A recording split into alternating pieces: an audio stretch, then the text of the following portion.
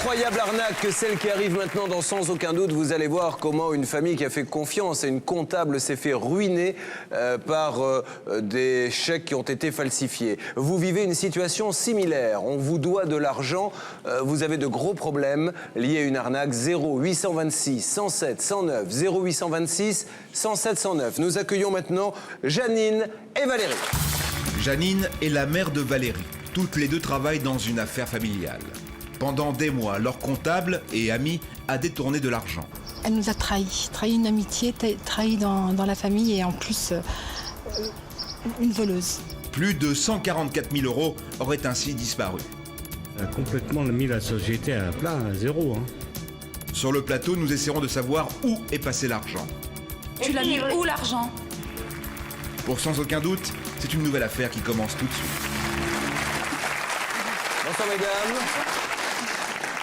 Janine, Valérie, merci d'être avec nous sur le plateau de Sans aucun doute. Qu'attendez-vous ce soir de l'émission?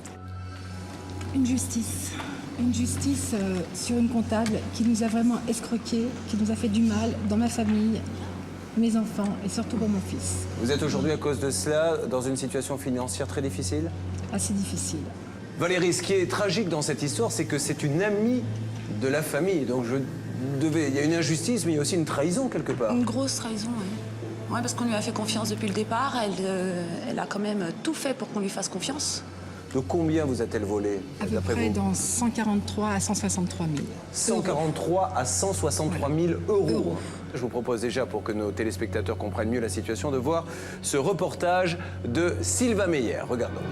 Pour mon frère, c'était une proie facile. Elle nous a manipulés. Et j'ai fait confiance.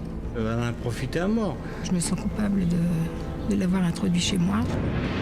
Le dégoût, l'écœurement, le mensonge, la trahison. La famille Lejeune n'a plus de mots assez forts pour décrire son malheur. Nous sommes à quelques kilomètres de Paris. C'est ici que les Lejeune exploitent une entreprise de location de bennes. Leur histoire débute en 1995 quand Janine se lie d'amitié avec une jeune femme, une comptable.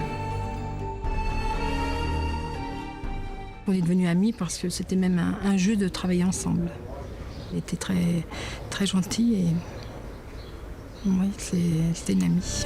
Mais il y a un problème. Janine est convaincue que sa comptable lui aurait volé de l'argent en utilisant sa carte bleue.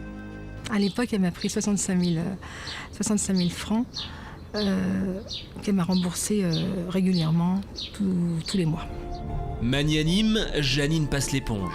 L'histoire aurait pu en rester là, mais 8 ans plus tard, la route des deux femmes se croise à nouveau. Généreuse comme à son habitude, Janine lui propose de s'occuper de la comptabilité de son entreprise. La comptable accepte. J'ai eu un contrôle fiscal et je lui ai demandé de venir m'aider pour trier des papiers, pour faire toute la comptabilité, pour m'aider simplement. Et ce renfort est le bienvenu, car Claude, le mari de Janine, est paraplégique. À l'époque, il est même hospitalisé d'urgence. On vient de déceler une septicémie qui menace sa vie. Désormais, il ne peut plus gérer les comptes. Janine, elle, passe ses journées auprès de son époux, une attention qui l'oblige à faire confiance à son amie, cette fameuse comptable que nous appellerons Madame V. Je pensais qu'on pouvait laisser une chance à quelqu'un qui... On peut faire une erreur une fois et puis je la trouvais... J'ai pensé qu'elle avait changé. Et à cette époque, rien ne laisse supposer le contraire. Valérie, la cadette de la famille, se souvient de cette période où tout allait très bien. Elle nous a aidés au début. Et puis après, les mois ont passé et c'est à un moment donné où elle a senti que c'était le moment pour elle, quoi. Car Madame V a désormais le champ libre. Claude est hospitalisé, Janine est à son chevet, Valérie, elle, a ses propres occupations. Ne reste que Fabrice, le fils, une proie facile. Je suis pas comptable, je fais aucune étude de comptabilité. À la rigueur, j'ai fait de la mécanique. Personne ne vérifie son travail, alors Madame V en aurait profité. Selon Janine, en 18 mois, elle aurait détourné plus de 140 000 € à la société. À son retour aux affaires, Claude ne peut que constater l'ampleur des dégâts. Elle en a profité. Elle a complètement mis la société à plat, à zéro. Alors comment aurait-elle fait pour détourner autant d'argent? La technique est imparable. Comme elle est comptable, elle rédige toutes les factures de la société, mais aussi ses propres notes d'honoraires. C'est donc elle qui, de sa main, appose les montants sur les chèques. Fabrice, le gérant de la société, n'a plus qu'à les signer. Jusque-là, rien d'anormal à un détail près. Sur chacun de ces chèques, elle aurait pris soin de laisser un espace vierge devant le montant, inscrit en toutes lettres. Donc elle remplissait son chèque, moi je vérifiais sa facture, ses honoraires, et je signais le chèque. Moi j'étais à l'hôpital et je me rendais pas compte. La majorité des chèques qui transitent dans ses mains auraient donc été falsifiés de la plus simple des façons. Selon la famille, il lui aurait suffi de rajouter un chiffre et quelques lettres sur l'espace libre pour transformer le montant des chèques qu'elle encaisse. D'un coup de crayon, un chèque de 465 € devient donc un chèque de 5 465 €. Bénéfice net de l'opération, 5 000 €. Je faisais des fois des 25 000 € par mois. Et c'est par hasard que Janine découvre le stratagème. En cherchant dans les papiers de sa comptabilité, elle découvre que le montant de certains chèques ne correspond pas aux honoraires de Madame V. Interloquée, elle découvre ainsi que Madame V aurait maquillé des centaines de chèques en quelques mois.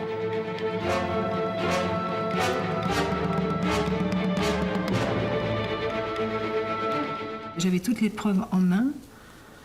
J'étais voir la comptable et je lui ai dit qu'est-ce qui se passe là, et elle m'a dit oui, c'est vrai, effectivement, c'est l'argent qui m'attire.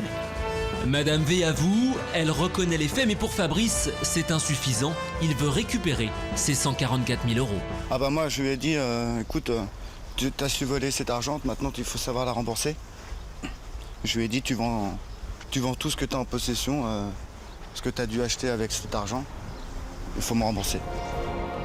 Comme en 1995, les Lejeune acceptent de pardonner à la condition qu'elle les rembourse. Pendant 2 mois, Madame V paye près de 10 000 €, mais très vite ces chèques s'avèrent être sans provision. Quand Janine la recontacte pour réclamer son dû, la réaction de Madame V est plutôt inattendue.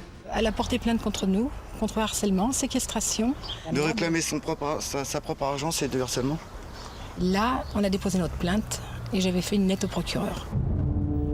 Aujourd'hui, la situation est bloquée. Madame V aurait porté plainte pour harcèlement. En tout cas, elle ne rembourse plus. Les Lejeune, eux, s'inquiètent. L'entreprise a du mal à se remettre à flot. Fabrice, lui, culpabilise. J'aime pas me faire voler, donc... En plus, bon, je me sens vraiment responsable parce que c'est l'argent de la société et c'est moi qui aurais dû contrôler davantage. Et si Fabrice se sent coupable, Valérie, elle, pense surtout à ses parents. Elle a été loin moralement dans tout, quoi. C'est-à-dire aussi bien dans le travail qu'au niveau amical, quoi. Je veux dire, elle a profité de ma mère jusqu'à l'évincer. Est-ce qu'elle voulait prendre sa place aussi? Ça, je pense qu'au niveau du fric, oui. Nous avons voulu en savoir plus sur le passé de Madame V. Nous avons réussi à joindre l'un des membres de sa famille, un proche qui ne nous laisse aucun doute sur ses motivations. Je suis pas surprise. C'est une femme qui ne fait aucun sentiment. Elle a toujours vécu comme ça. C'est dans son tempérament d'être malhonnête, quoi. Le discours est éloquent et sans ambiguïté. Tout laisse donc à penser que Madame V est un escroc notoire. Mais il reste un point obscur dans cette affaire. Qu'a-t-elle fait des 144 000 €? Janine, elle, est persuadée qu'elle a caché son butin. Pour obtenir une réponse, nous décidons de lui rendre visite. C'est Janine qui sonne à la porte de son ancien ami. Est-ce que tu peux me rembourser un jour?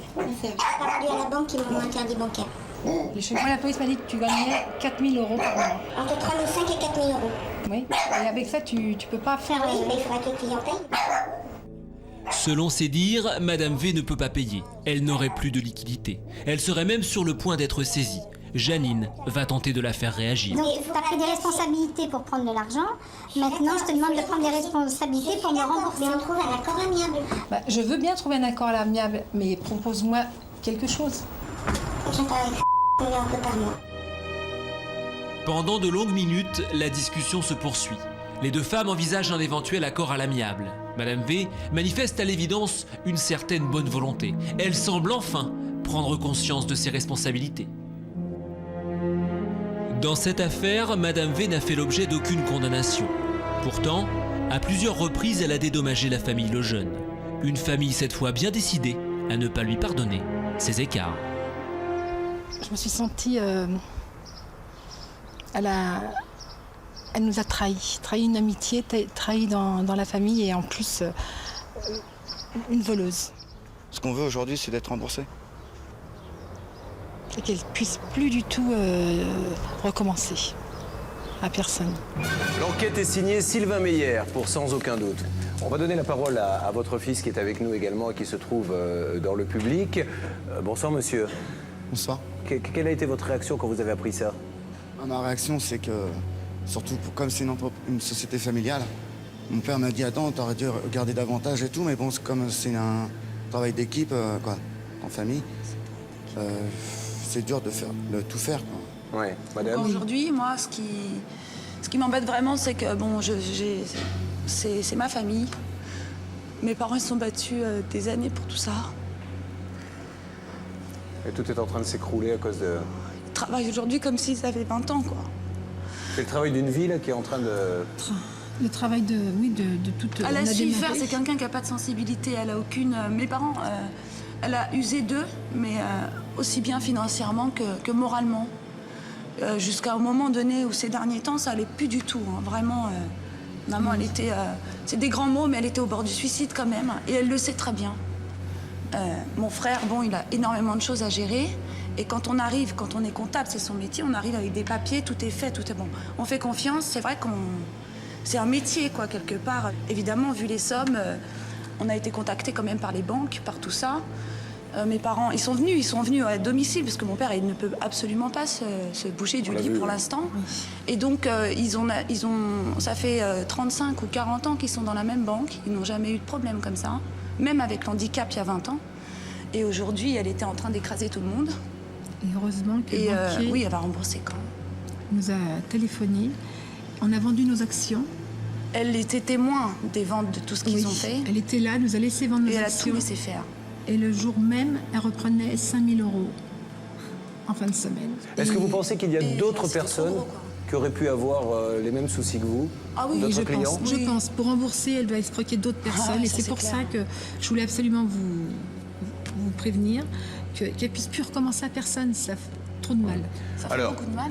Maître Michel, déjà, première question. Que risque cette dame? Puisque, bon, encore une fois, nous mettons souvent nos propos conditionnels tant que nous n'avons pas vérifié les informations. Mais là, cette dame l'a même reconnue elle-même. Que risque-t-elle? C'est un abus de confiance aggravé. Ce sont des fausses écritures. Elle risque des peines de prison. Mais je dis le fond de ma pensée. La seule peine efficace pour ce genre de personnes, c'est de la prison avec sursis et mise à l'épreuve, obligation de remboursement. Tirer là au-dessus de sa tête une peine de prison importante qu'elle effectue si elle ne rembourse pas. Parce qu'à partir du moment où elle a pu donner un certain nombre de chèques de 1 500 €, c'est qu'elle a un minimum de revenus. Et donc, la seule pression efficace, c'est cela. Et je crois que, sauf si elle rembourse à l'amiable, si on arrive là à obtenir quelque chose, il faudra absolument que nos amis obtiennent par leur avocat du tribunal ce type de condamnation. Alors, cette dame continue à exercer, oui. Visiblement. Est-ce qu'elle est solvable? Est-ce qu'elle gagne sa vie? Elle me dit que oui, qu'elle gagne sa vie, qu'elle n'est pas payée, mais elle est d'accord pour me rembourser, mais... Alors, nous allons essayer de la contacter, d'avoir un dialogue avec elle. La régie fait maintenant le numéro.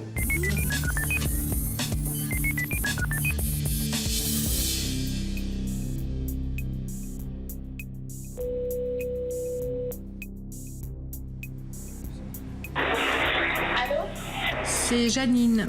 Oui. J'aurais voulu avoir savoir exactement où tu en es pour le remboursement de mes chèques que tu m'as falsifiés. Où est passé l'argent? Et vous avez tous les relevés? C'est Valérie. Hein. Oui. Je reprends un petit peu pour ma mère parce qu'effectivement, elle est venue te voir il y a une semaine. Oui, mercredi. Et t'as trouvé quoi comme solution? Parce que rembourser, ça tu le dis depuis un certain temps. Est-ce que tu pourrais donner un papier avec tes engagements dessus? Et effectivement, les relevés, on les a, mais il n'y a pas la totalité de la somme. Donc tu l'as mis où l'argent? Combien tu proposes de rembourser régulièrement? Quand ta mère est venue, elle a dit qu'on se mettait en relation. Je lui ai donné le nom de l'avocat, je lui ai donné le nom du juge. Là, je voudrais une explication à l'amiable entre nous. Je peux pas, là. Tu peux pas. Là, je suis tu en ne peux jamais. Bon, bah ça, c'est ton problème. Là, on t'appelle pour savoir. Oui, je suis d'accord. Ok, mais là, donc quel jour, quel moment tu peux t'engager avec nous physiquement? J'appelle l'avocat et je vois avec elle quand est-ce qu'elle peut, on peut se revoir. La discussion tourne en rond. Julien Courbet décide d'intervenir. Il tente alors une médiation avec la comptable. comprenez que ces dames, déjà, ont besoin, au-delà du remboursement, madame, qui sera fait certainement officiellement, effectivement, d'avocat à avocat, ont besoin de comprendre, c'est aussi important que l'argent pour elles, ce qui s'est passé. Parce qu'elles ont placé leur confiance en vous, elles veulent simplement que vous puissiez leur expliquer ce qui s'est passé. Vous leur devez bien cette explication, madame? Qu'est-ce qui vous a motivé? Voilà. Toute discussion avec cette dame est devenue impossible. Valérie quitte le plateau pour rejoindre notre journaliste sur le terrain. Objectif, aller à la rencontre de cette comptable. Nous établissons la liaison avec le plateau. Bien, Sylvain, vous m'entendez? Oui, je vous entends très bien, Julien. Donc, Sylvain, vous êtes sur place et vous espérez pouvoir trouver cette dame? Bah, écoutez, nous sommes sur le palier, juste en dessous de chez elle, et nous allons voir si elle est là, quoi. C'est parti. Alors, je précède Valérie, allez-y. Voilà, Valérie va sonner.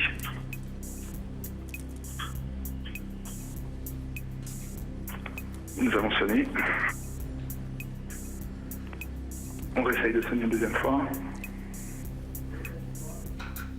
C'est Valérie, la fille à Janine. Je viens pour discuter 5 minutes avec vous. Comment? Je suis là. Bah justement, je viens pour Attendez. prendre les coordonnées de l'avocat. Non, ma mère ne les a pas, les coordonnées. On a demandé à ce matin. Vous n'avez pas le droit. Vous avez le droit de faire ce que vous avez fait, mais par contre, vous n'avez pas le droit d'ouvrir la porte.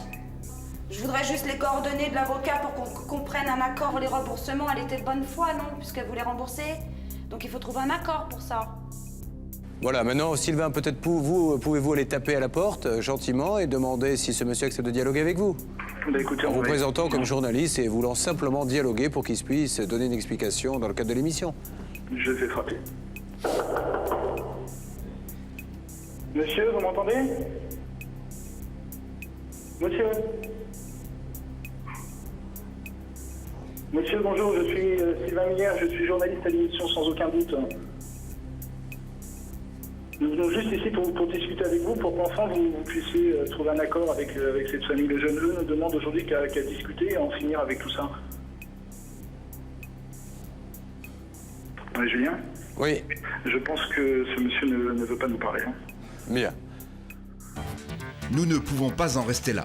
Nous décidons d'envoyer Sylvie Novakovic s'entretenir avec le procureur de la République pour connaître l'état d'avancement de la plainte déposée par la famille de Janine contre cette dame.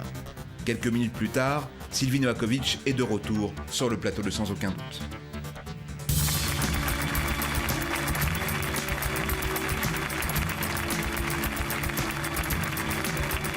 Alors, Sylvie, avez-vous pu avoir les services du procureur? Oui, alors j'ai appelé le tribunal et je dois dire, et j'avoue effectivement que nous avons affaire à un procureur particulièrement diligent, puisque la plainte a été déposée au mois de mai, et dès le 17 juin, tout a été transmis pour enquête au commissariat. L'affaire est en cours d'enquête et avance très vite et très bien, de façon très active, et nous serons bien entendu tenus informés. Je vous remercie à tous les deux. Sachez en tout cas que c'est loin d'être terminé. On se retrouve donc dans quelques semaines sur ce même plateau pour voir l'avancée du dossier et avec du positif, j'en suis persuadé. D'accord? Merci à tous les deux. Merci beaucoup. Plusieurs semaines vont s'écouler. L'équipe de Sans Aucun Doute a poursuivi sa tâche sur ce dossier. Plus de 144 000 € ont disparu et la comptable reconnaît enfin sa responsabilité. C'est une grosse connerie, j'en suis consciente. Mais c'est pour ça qu'en plus un arrangement, madame, permettrait d'éviter d'aller en justice. Sur le terrain, notre journaliste Sylvain Meyer accompagne Valérie. Il faut impérativement récupérer l'argent. Mais ça vaut le coup d'être tenté quand même. D'accord, bah écoutez, nous allons prendre l'ascenseur, on ira tout de suite avec Valérie. Merci. La suite de ce dossier dans un instant, dans Sans Aucun Doute.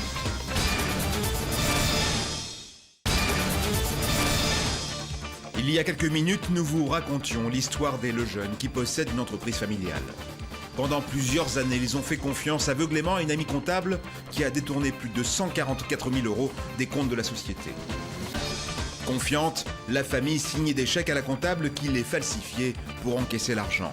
Sur le plateau, Janine et sa fille Valérie ont réussi à joindre la comptable, mais la négociation a échoué. Plusieurs semaines se sont écoulées, mais nous avons travaillé.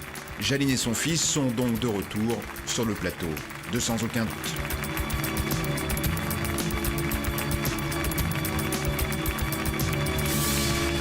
Bonsoir Rebonsoir Janine, rebonsoir Fabrice.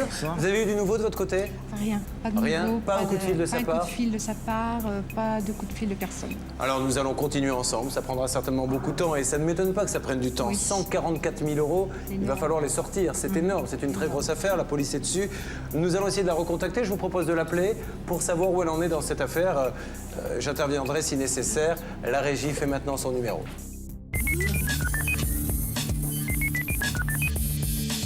En ligne, la fille de la comptable. Il n'y a personne? Tu es toute seule? Oui, je suis toute seule. Bon, bah écoute, dans combien de temps qu'elle arrive, ta maman? Bah, moi, je viens de rentrer et je sais pas. Tu sais pas. Bon, bah écoute, je rappellerai un peu plus tard. Merci. D'accord. Au revoir. Au revoir. La jeune fille serait donc toute seule. Nous décidons alors de contacter notre journaliste qui est sur place depuis plusieurs heures. Il a une information intéressante à nous apprendre.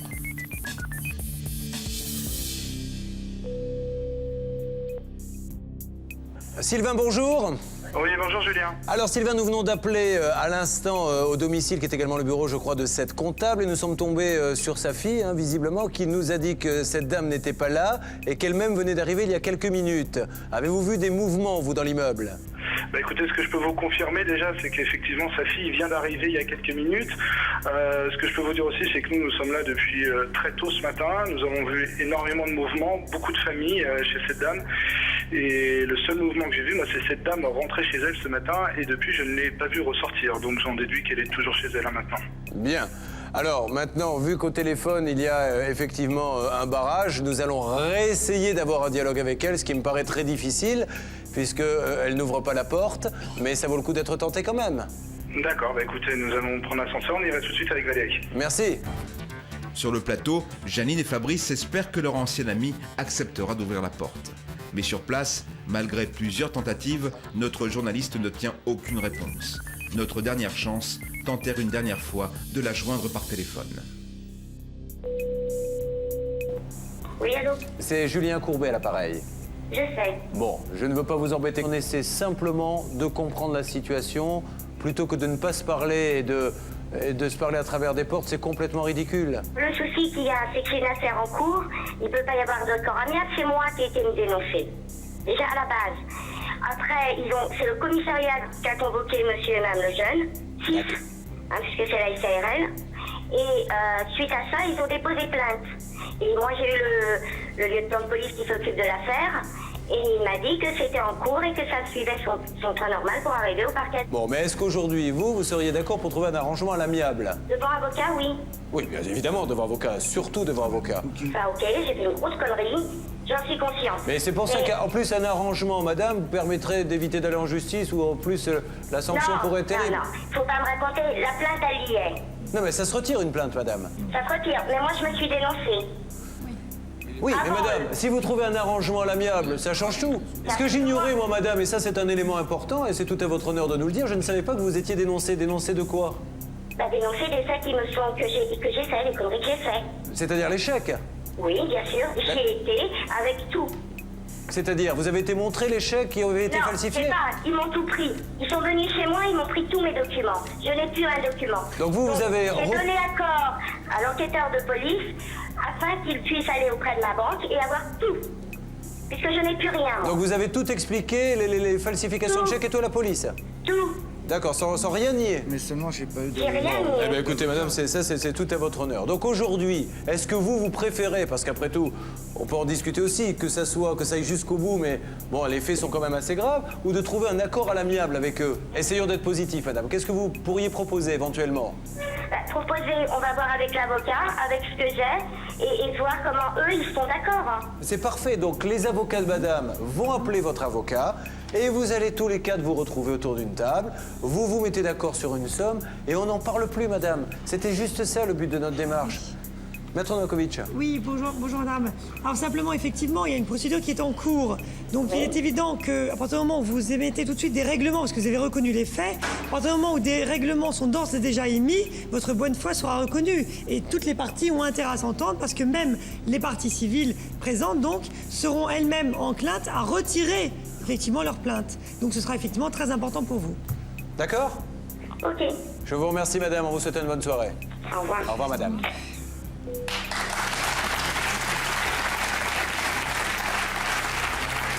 C'est la solution qu'il va falloir privilégier, hein, l'accord à l'amiable, parce que même en justice, je ne pense pas qu'elle soit solvable. Mais là, un échéancier, donc ne perdez pas de temps.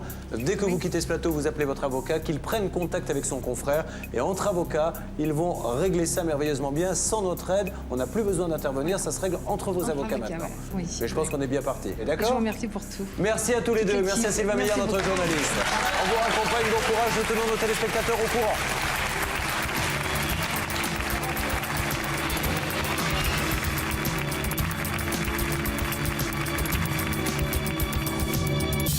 Très heureuse, très contente du résultat. Sans l'équipe de Julien Courbet, je pense qu'on n'en serait pas là aujourd'hui.